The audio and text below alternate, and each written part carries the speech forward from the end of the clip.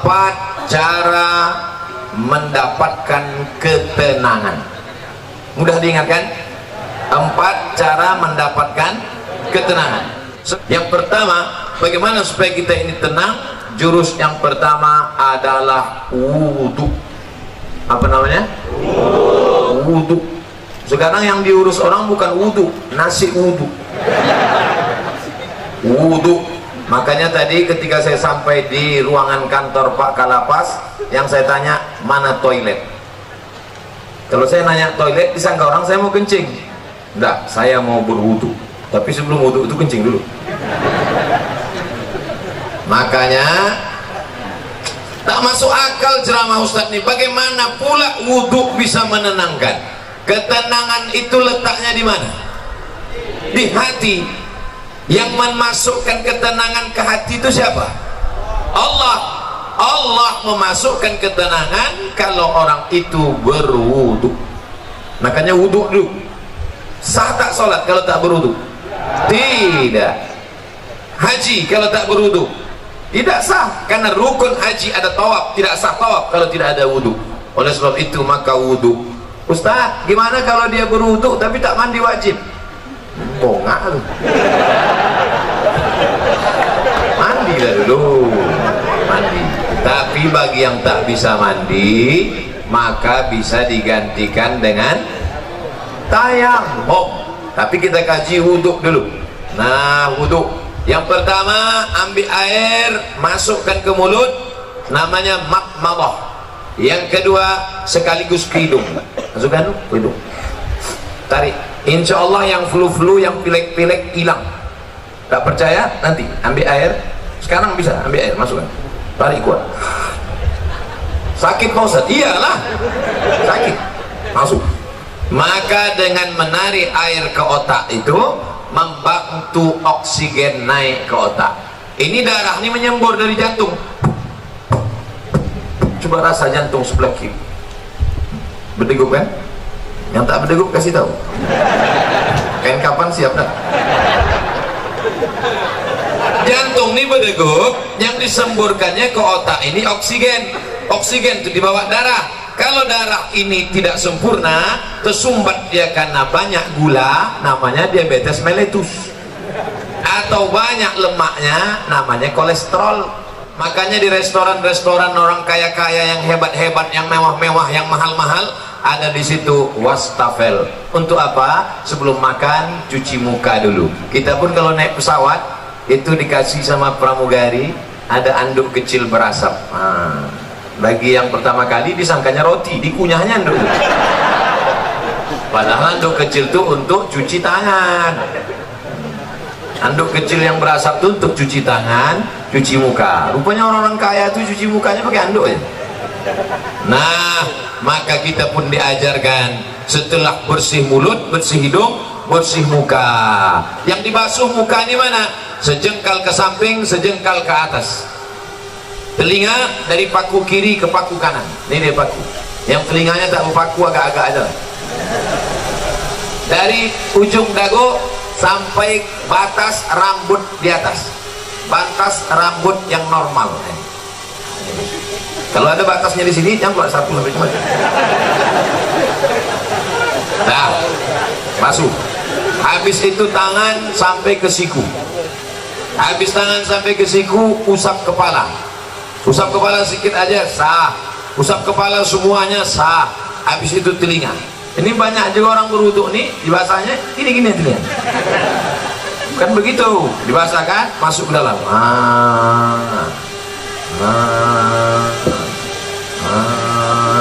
Jadi telinga itu bersih. Ini kadang ada orang ganteng, tengok telinga, sarang Spiderman. Kotor, jorok. Habis itu kaki. Kaki ini bukan asal siram aja. Ini banyak orang berwudhu nih, ibu putarnya keran, sifat-sifatnya aja. Wailun lil aqab, celaka tumit. Kenapa tumit itu celaka? Karena tumit tak basah.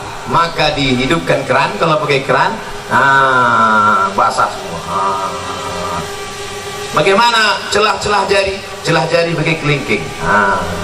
Celah, basah semua 3 kali. Selama berwudhu itu tak boleh cerita. Waktu air masuk ke mulut, makrifatnya, hakikatnya keluar dosa-dosa mulut. Waktu air membasuh muka, hakikatnya, makrifatnya keluar dosa-dosa biji mata sampai mulut, sampai hidung. Ketika air menyiram tangan, keluar dosa dari jari-jari tangan. Ketika air mengusap kepala sampai ke telinga, keluar dosa-dosa isi otak kepala sampai keluar dari lubang telinga. Ketika air menyiram kaki, keluarlah dosa-dosa dari celah jari-jari kaki, bersih. Artinya dosa bersih, tapi utang tak lunas. Nah, pula habis wudhu, kapan kau bayar? Udah bersih dah. Bersih. Lalu kemudian berdoa, Allahumma ja'alni minat tawabin waj'alni minal mutatahhirin waj'alni min ibadikas sholihin. Selama berwudu tak boleh cerita. Jangan waktu wudu itu cerita. Ini banyak orang ketika wudu cerita. Ah, itulah kamu bilang sama aku. Jangan. Akhirnya mampus lah kau kan. Waktu berwudu itu kalau ada orang ada cerita, diam. Gimana kamu? Bagi yang sudah berwudu, alhamdulillah. Bagi yang belum berwudu, nanti sebelum sholat wudu dulu. Ustaz Samad udah wudu? Saya sudah wudu. Tapi jangan gara-gara saya ceramahkan jaga wudu, lalu menahan kentut sampai biru muka. Ya mau kentut aja. Datang kawan sebelah, lain baunya nih. Mohon maaf, friend, terlepas pula tadi. Jangan ditahan sampai mau geletar. Mau kentut aja. Kebetulan dilarang di sini mengambil air berwudu. Tidak kan? Bebas, wudu bersih. Wudu. Cuman hati-hati. Kalau terkencing jangan sampai terpercik. Tadi di pintu toilet kamar mandi Pak kantor Kalapas disediakan sendal di luar. Sediakan sendal. Di tempat WC pakai sendal. Kenapa? Karena tapak kaki yang menginjak bekas kencing itu yang membuat kita was-was. Datang setan berisi, wudu kau tak sanggup. Jadi kerja setan ini suka berbisik-bisik. Ayatnya jelas, allazi waswisu fi sudurin nas minal jinnati wan nas. Suka dia berbisik, wudu kau tak sanggup. Makanya kalau ada kawan yang suka berbisik, itu setan. Diam kau setan. Cara menghilangkan bisikan setan, jangan kasih pintu dia berbisik, maka pakai slop. Di tempat wudhu tadi masuk pakai kaki kiri. Allahumma inni a'udzubika minal khubusi wal khaba'is. Setan menunggu di pintu. Ini pintu WC, setan nunggu. Kalau ada orang masuk, dia ikut masuk ke dalam. Kalau kita baca doa, dia tak jadi masuk. Setan itu udah mau masuk, udah dihidupkannya HP-nya, dia mau streaming. Ibu-ibu tadi yang masuk WC tak baca doa, udah di streamingkannya ke seluruh channel setan. Setan-setan udah nonton Instagram. Hati-hati nanti masuk ke WC, baca langkah kaki kiri, Allahumma inni a'udzubika minal khubuthi wal khaba'is. Tadi ada air bak, ada air mengalir, saya tampung air mengalir karena saya takut mungkin air bak tadi entah ada masuk cicak, entah ada masuk najis, entah mandi masuk, takut menjadi air mustakmal. Kita tampung air. Nah, bersihlah dia, bersih mata, bersih kepala, bersih otak, bersih hati. Ketika sudah suci tadi, turunlah malaikat menenangkan ketenangan ke dalam hati. Ini pokok pangkal yang pertama. Ustaz, kenapa saya payah tenang? Mungkin wudukmu belum sempurna. Ustaz itu ceramah tentang tenang, dia aja tak tenang. Dari mana kau tahu aku tak tenang? Itu suara Ustaz ceramah menggelegar. Memang gini bawaan dari dulu. Ada penceramah itu yang lembut. Jamaah sehat, sabar. Pengajian kita siang ini adalah tentang sabar. Suami kita dilarikan orang, sabar. Ada model gitu. Saya tak bisa. Mau tinggi, mau di atas, mau senang, mau susah, mau bahagia, mau sengsara, mau tenang, mau gelisah, itu semuanya kuasa Allah. Maka kita minta kepada Allah, syaratnya harus bersih, dan bersih harus berwudu. Setelah berwudu, yang kedua banyak-banyak sholat, bukan somat. Sholat. Itulah yang disebut dalam Quran, wasta'inu bis sabri was salah. Minta tolonglah kepada Allah dengan sabar dan solat. Sabar, solat, maka solat. Kebetulan pagi solat duha, usolli sunnatat duha rak'ataini lillahi ta'ala. Kebetulan nanti sebelum zuhur, usolli sunnatat zuhri rak'ataini qabliyatan. Nanti sebelum asar, usolli sunnatal asri rak'ataini qabliyatan. Nanti sebelum maghrib, usolli sunnatal maghribi rak'ataini ba'diyatan qabliyatan. Ada. Habis itu salat sunat isya qabliyah ba'diyah. Habis itu malam bangun, usolli sunnatan tahajud. Dunia ini Bapak Ibu besar. Dunia ini besar. Mau dimasukkan ke kepala sebesar ini. Banyak ibu-ibu yang ingin nengok saya tak pakai peci. Sangka orang tuh saya pakai peci terus botak. Astagfirullah. Dunia sebesar ini mau dimasukkanlah ke dalam kepala sebesar ini. Apa yang terjadi? Bam! Pecah pembuluh darah. Jangan terlalu kau pikirkan dunia ini, tapi jangan pula sampai tak memikirkan dunia. Besok pagi ibu bangunkan bapak, Pak, bapak nggak masuk kerja, tak usah kau pikirkan dunia. Dunianya harus dipikirkan, tapi jangan terlalu dipikirkan. Serahkan pada Allah. Besar masalahku ini, Allah maha besar. Allahu Akbar. Aku sedang susah, sedang stres, sedang depresi. Allahu Akbar kabira. Aku sekarang sudah tak dipuji orang lagi, sudah jauh tuh, sudah dihina orang. Walhamdulillahi kasiro. Allah yang punya pujian. Aku sekarang sudah dihina orang, dijatuhkan orang, disepelekan orang. Wa subhanallahi bukratan wa asila. Kemana aku menghadap? Aku tidak menghadap ke bupati, aku tidak menghadap ke gubernur, aku tidak menghadap ke presiden, aku tidak menghadap ke menteri, aku tidak menghadap kepada siapapun.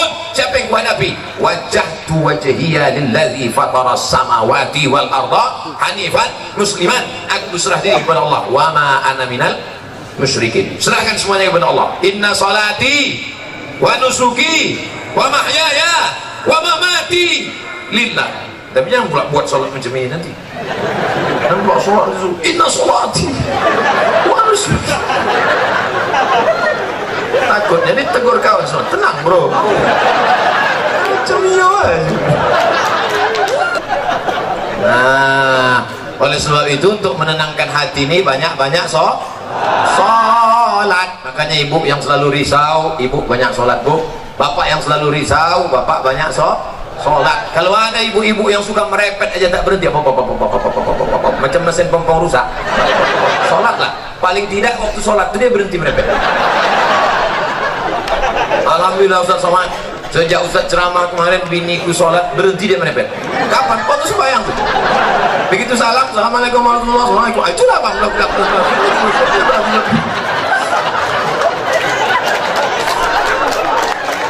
Ustaz minta enak, giliran merepet perempuan aja. Oke, kita balik kalau gitu. Kadang-kadang laki ini lebih parah perempuannya lagi.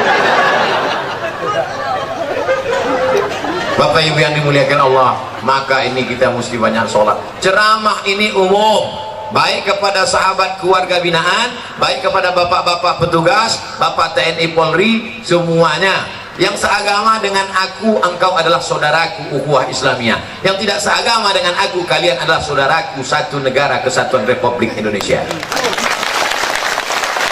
Yang pertama wudhu, yang kedua sholat.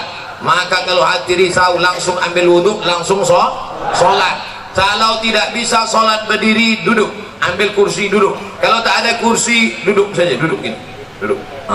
Allahu Akbar. Rukuknya Allahu Akbar. Sujudnya macam biasalah. Ustaz, ada yang mengatakan sujud tuh kening mesti menempel. Kening tidak mesti menempel. Kalau dia duduk di kursi, duduk di kursi. Sujudnya macam duduk di pesawat. Allahu Akbar. Ada orang katanya mesti nempel, ditempelkannya di dinding. Siapa gurunya? Macam di pesawat aja biasa. Nah, Allah Akbar. Duduk tak bisa Pak Ustaz, berbaring. Mana arah kiblat? Sana kiblat. Miring kepala ke sana, miring ke sana. Miring kepala sana. Tak bisa miring Pak Ustaz, tulang belakang udah berlipat. Telentang aja, telentang. Sholatnya pakai isyarat mata. Allahu Akbar, Allahu Akbar, sami Allahu liman hamidah, Allahu Akbar, Allahu Akbar. Namanya sholat isyarat. Tak bisa duduk, baring. Tak bisa baring, telentang. Tak juga bisa, cek lah. Ada disediakan dokter di lapas. Ada. Panggil Pak Dokter. Pak Dokter, tolong kau cek dulu. Gimana? Tak ada lagi. Nafas? Tak ada. Jadi gimana? Bungkus.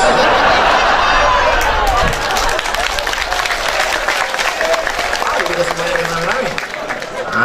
Sembahyang lah. Kau dulu yang tak mau sembahyang kan? Kami sembahyang kan kau sekarang. Kau dulu yang tak mau sholat kan? Dulu satu takbir kau tak mau, sekarang 4 kami kasih. Allahu Akbar, Fatihah. Allahu Akbar, salawat. Allahu Akbar, doa 1.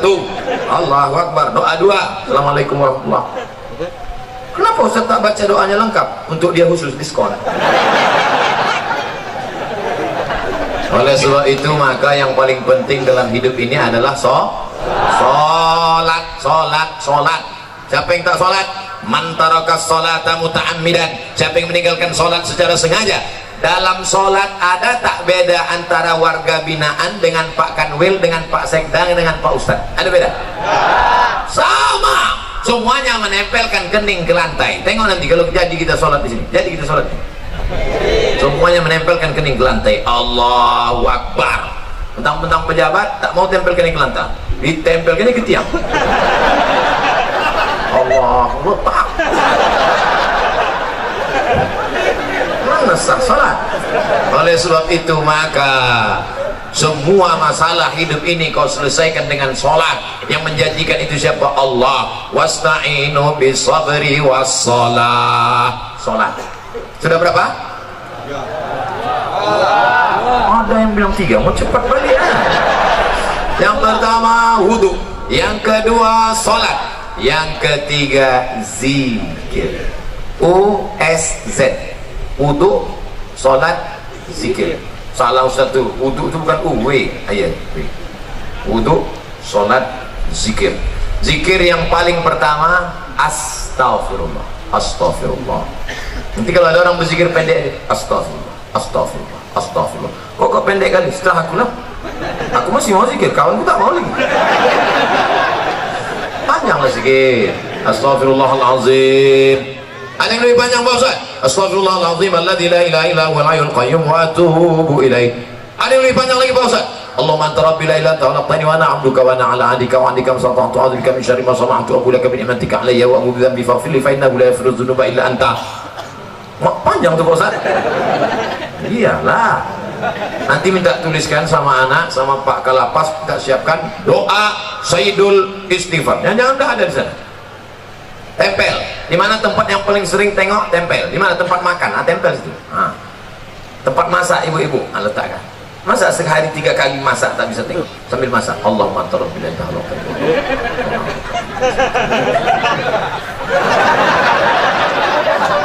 10 hari tak juga apa, cabut, bakar, masukkan ke kopi, insyaallah TBC. Paling rendah istighfar. Siapa yang banyak-banyak beristighfar, apa balasannya? Ja'alallahu lakum min kulli dhiqin makhraja. Kalau dadanya terasa sempit, dilapangkan Allah. Wa bikulli hammin faraja. Kalau hidupnya sulit, dimudahkan Allah. Wa razaqahu min haitsu la yahtasib. Dikasih Allah rezeki dari yang tak disangka-sangka. Saya tanya di antara bapak, siapa di sini yang punya sorban yang ada tulisan namanya? Ada?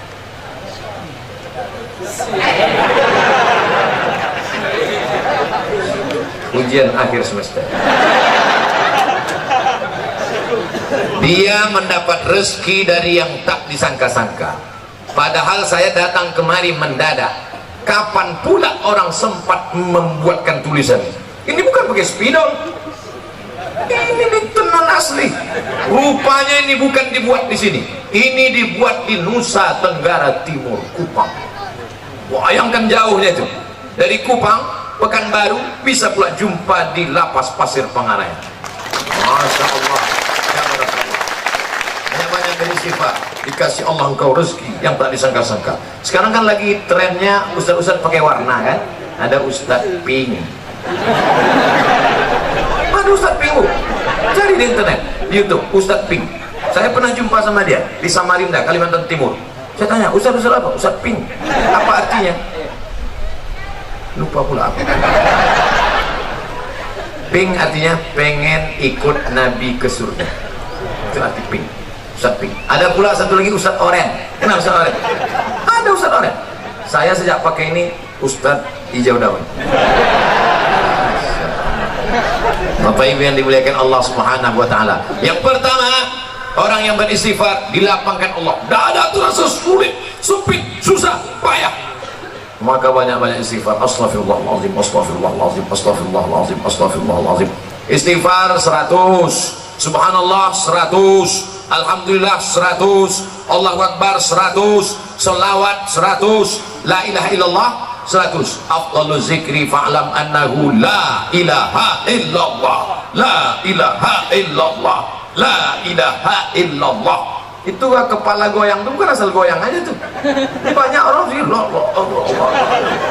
rasanya kenapa gue goyang? Entah, gue tengok orang goyang. Jangan salah-salah aja tuh. Belajar dulu sama Tuan Mursyid Tarekat Naqsabandiyah. La, tidak, ilaha, tak ada Tuhan, illallah. Waktu Allah itu pukulkan ke tangkai jantung dalam la ilaha illallah, la ilaha illallah, la ilaha illallah, mengusir segala hantu setan di malang tanah, besar ngesot, nyepelorong, tuyul,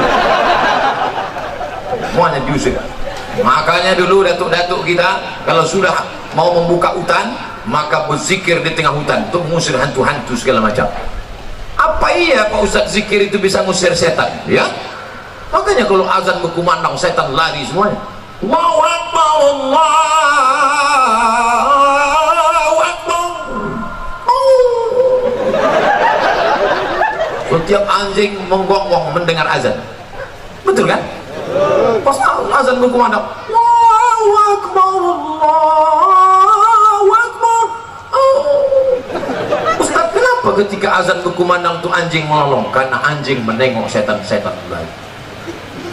Jadi setan itu bisa, anjing bisa nengok setan? Bisa.